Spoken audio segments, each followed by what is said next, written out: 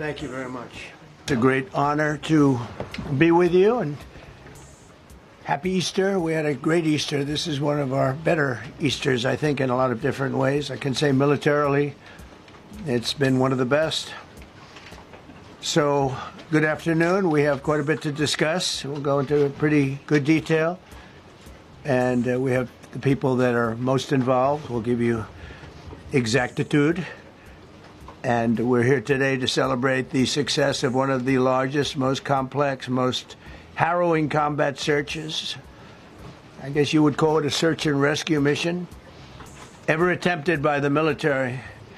Generally, when planes are knocked down in war, especially when you're fighting a strong group, an evil group, you can't really do this because you send in 200 men to pick up one. And it's something that's usually not attempted as much as you want to attempt. And bad things happen to that one or two.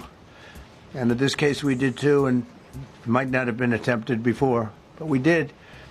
And we had great talent. We got a little luck, too, I would say. And we were helped by a lot of people, a lot of great people. And it was an honor to be involved with it. It's very historic. This is a rescue that's very historic. It'll go down in the books. Late Thursday night, an American F-15 fighter jet went down deep inside enemy territory in Iran while participating in Operation Epic Fury, where we're doing unbelievably well, well at a level that nobody's ever seen before.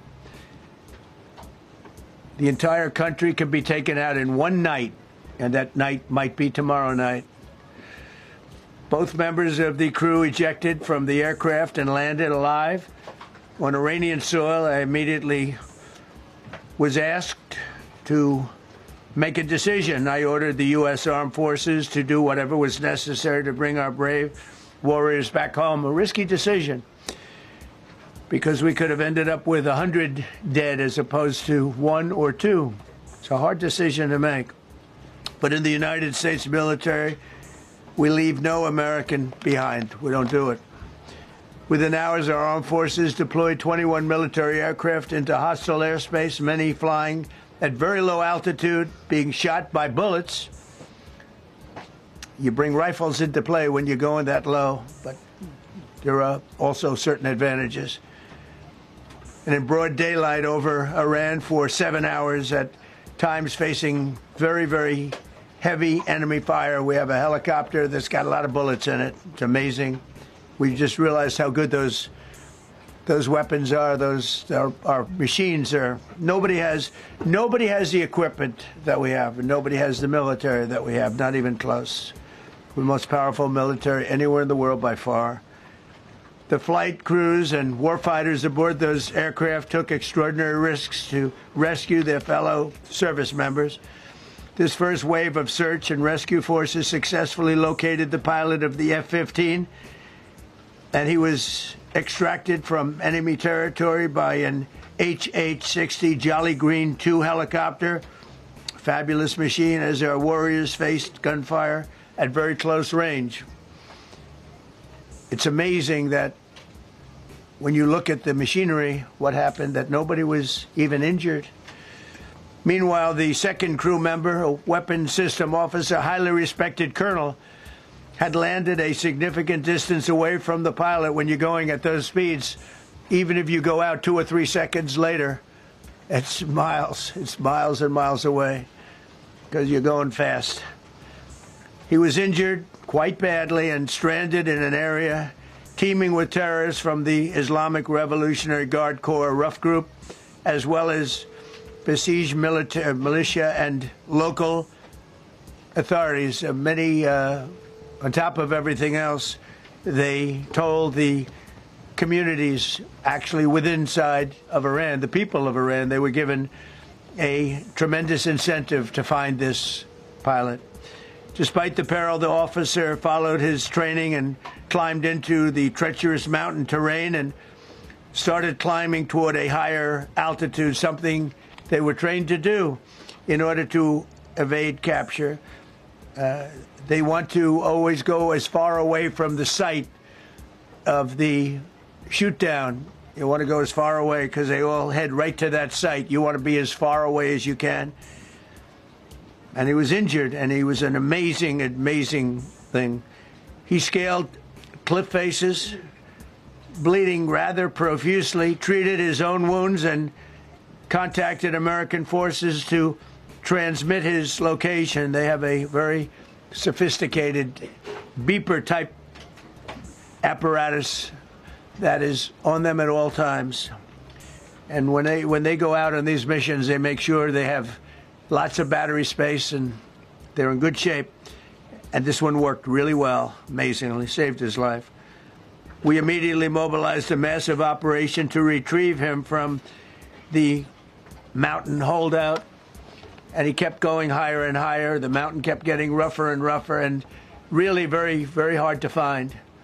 The second rescue mission involved 155 aircraft, including 4 bombers, 64 fighters, 48 refueling tankers, 13 rescue aircraft, and more. We were bringing them all over, and a lot of it was subterfuge. We wanted to have them think he was in a different location because they had a vast military force out there. Thousands of people were looking. So we wanted them to look in different areas, so we were scattered all over like we were right on top of them. We had 7 different locations where they thought, and they were very confused. They said, well, wait a minute, they've got groups here, they've got groups there. It's an amazing thing. I was listening to these great people, these great generals. General Raisin Kane was amazing, and Pete Hegseth was amazing. But I listened to the whole thing. It was pretty amazing. So they had all these different sites where everybody thought he was located. We think we have him over there because they have 9 planes circling a little area that's 25 miles down the coast. So in a breathtaking show of skill and precision, lethality and force, America's military descended on the area, the real area, engaged the enemy, rescued the stranded officer, destroyed all threats, and exited Iranian territory while taking no casualties of any kind.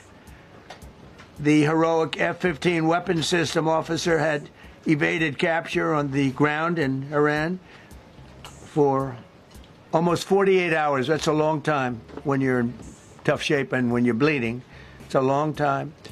When we left, as you probably know, we had 2 large planes, pretty old planes that carried a lot. We needed a lot more equipment going in than coming out, obviously, because going in, we needed to be able to scale mountains, and we had a lot of equipment.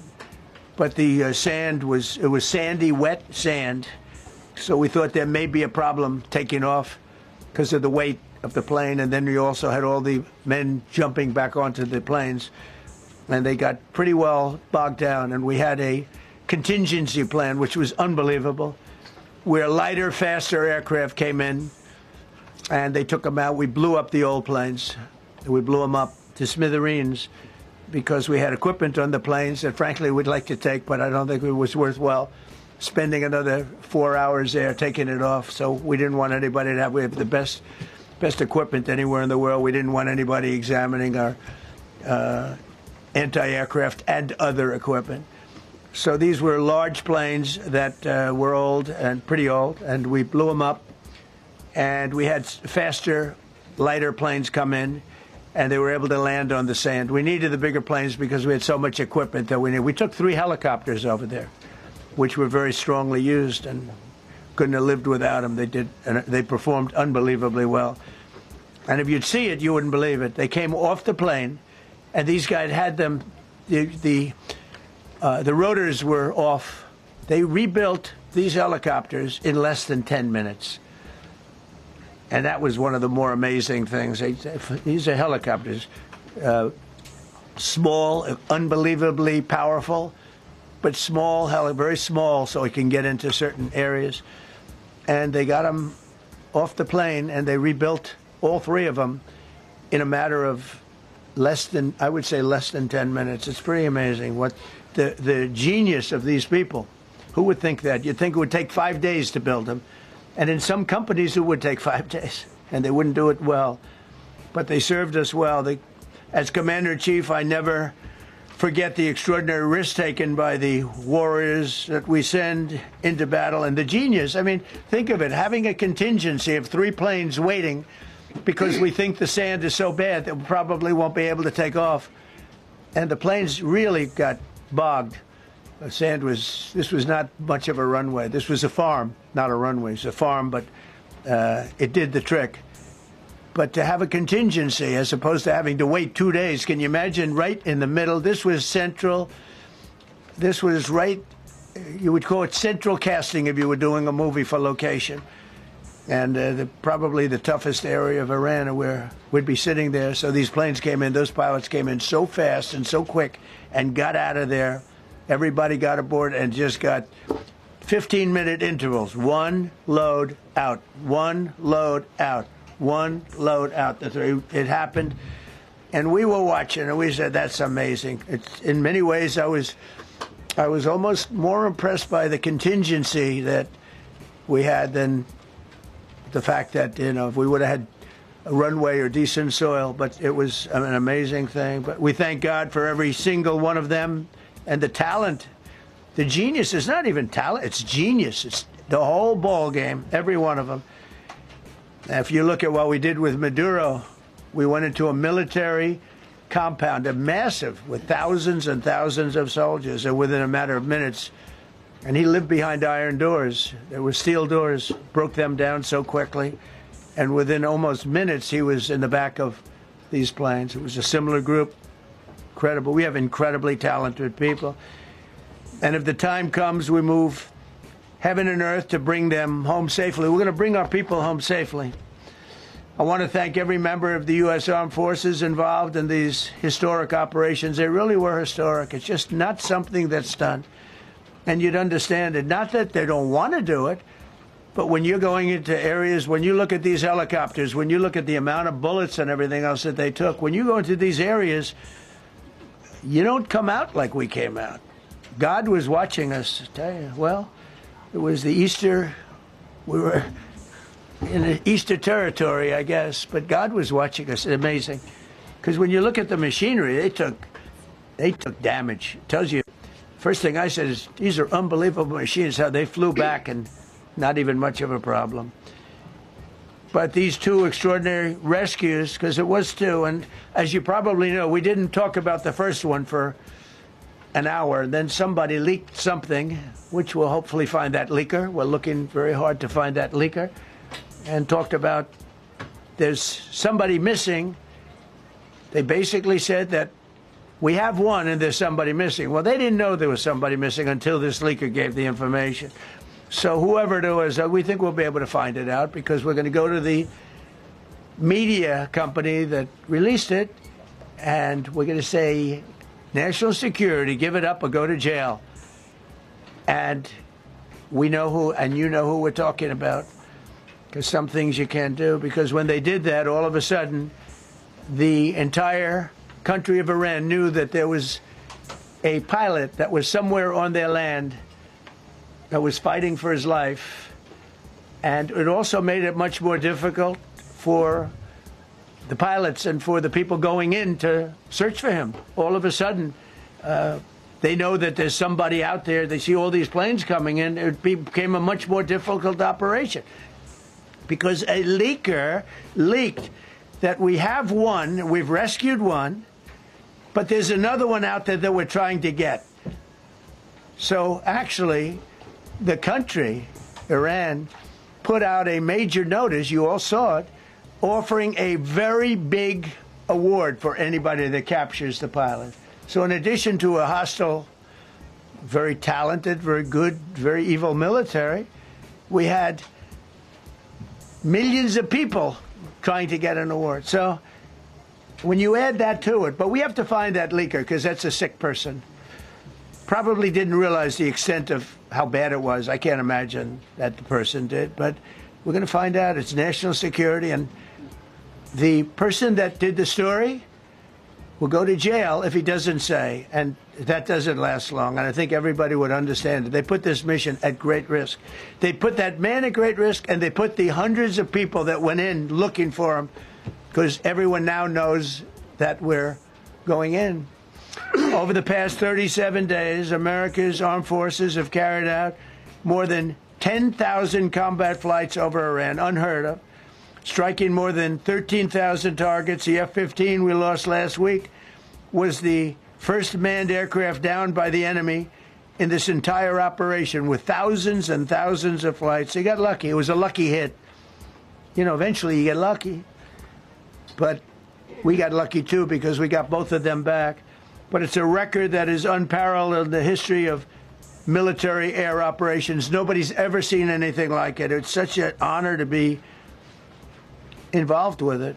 We were up late at night, and then we were waiting for those contingent planes to come in, and we say, come on, let's go, get in, because they're waiting out on this farm without a runway, with wet, crummy soil, sand, mostly sand, wet sand, and it eats planes alive. And we're waiting, and we're saying, I hope that one can land and take off. And they came in like magic. Boom, boom, boom, one after another. It was like genius. I'm so impressed by that. Because we were a little concerned. We said, boy, if they don't get in and get up fast, we're sitting in them. And that's called Iran Prime, right, General? That's where the whole bet is. And here we are sitting there waiting for a plane. But they came in so fast and so hard, and these guys knew exactly what to do. Let's go, come on, get in, let's go. Pwah. They came one right after another, not at the same time. They don't want to come at the same time. They had to come right after each other. They didn't have any room. There was barely any room to land. Tiny little patch of very wet earth and sand. So I'm so proud of the people that I have standing up here with me, and many others that worked. I mean, so many. Steve Witkoff's over here. He's doing fantastically. Jared Kushner. But the people that are here, the job they did is amazing. And I think I'm going to introduce the head of the CIA, and he is a man he's central casting, okay? If we cast a movie, he's going to play the head of the CIA. He's one of the few. John Ratcliffe, he did a phenomenal job that night. He did something that I don't know if you want to talk about it. If you want, you can. I'm not sure you're supposed to. I'm not going to talk about it. But the CIA was very responsible for finding this little speck. It's like they used an expression on one of the shows. A general was talking about, it's like finding a needle in a haystack, finding this pilot. And the CIA was unbelievable. And you may, if you can, you'll talk. It might be classified, in which case I'd have to put him in jail if he talks about it. And I don't want to put him in jail. He doesn't deserve that. So, John, do you want to say a few words? Thank you. To share what we can about this exceptional mission and to recognize the ingenuity and bravery of those who executed it, as well as the leadership and resolve of the president who ordered it. One thing that has been clear to me in this role is that the flawless military operations that the Department of War is known for are hostage to flawless intelligence. We saw that in the skies over Iran in Operation Midnight Hammer last summer. We witnessed it in Venezuela during Operation Absolute Resolve.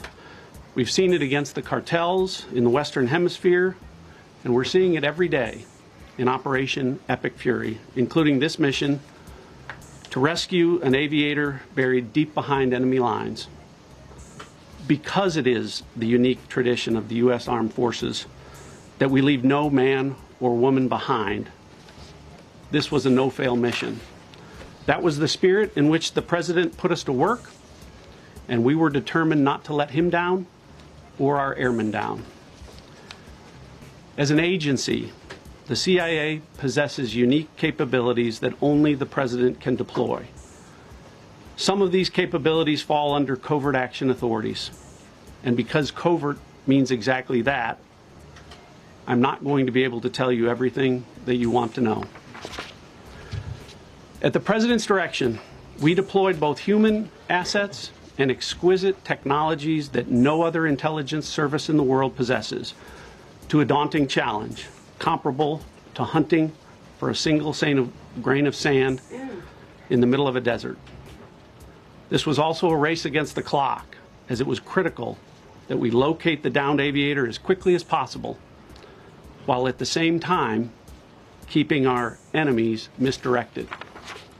For that reason, in addition to the human and technical assets deployed by the President to find our airmen, CIA executed a deception campaign to confuse the Iranians who were desperately hunting for our airmen. On Saturday morning, we achieved our primary objective by finding and providing confirmation that one of America's best and bravest was alive and concealed in a mountain crevice, still invisible to the enemy, but not to the CIA. That confirmation was relayed by Secretary Hegseth to the President, and the operation quickly moved to the execution phase. Following the successful exfiltration on Saturday night, our intelligence reflects that the Iranians were embarrassed and ultimately humiliated by the success of this audacious rescue mission. When the President asked me to lead the CIA, he made it clear: get back to basics, no politics, no agendas, tackle the hardest problems, and execute the toughest missions. This President is about results, and now that's what his CIA is about too.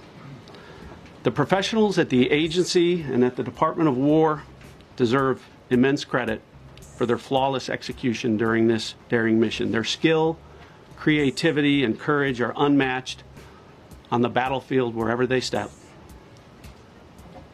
But none of that matters, and all of that is wasted without a president with the political courage to put them into action. Mr. President, I've had the privilege of seeing you act with political courage in the best interest of the United States up close on a daily basis, and I'm grateful that this successful mission has given the American people a window into that as well. And thank you for the collaboration of the CIA as well, incredible and ongoing partnership, especially the brave warriors in our armed forces. Over this Easter weekend, the United States military has once again proved why we possess the greatest fighting force the world has ever known. In two extraordinary combat search and rescue operations deep inside enemy territory in Iran, our warriors executed missions of breathtaking skill, courage, and precision. When our warriors are unleashed, as this president has allowed them to be, they are unstoppable. When American airmen were down behind enemy lines, our forces and our president did not hesitate. Special operators supported by elite air crews and intelligence professionals moved swiftly and decisively into treacherous mountain terrain under the constant threat of Iranian forces closing in.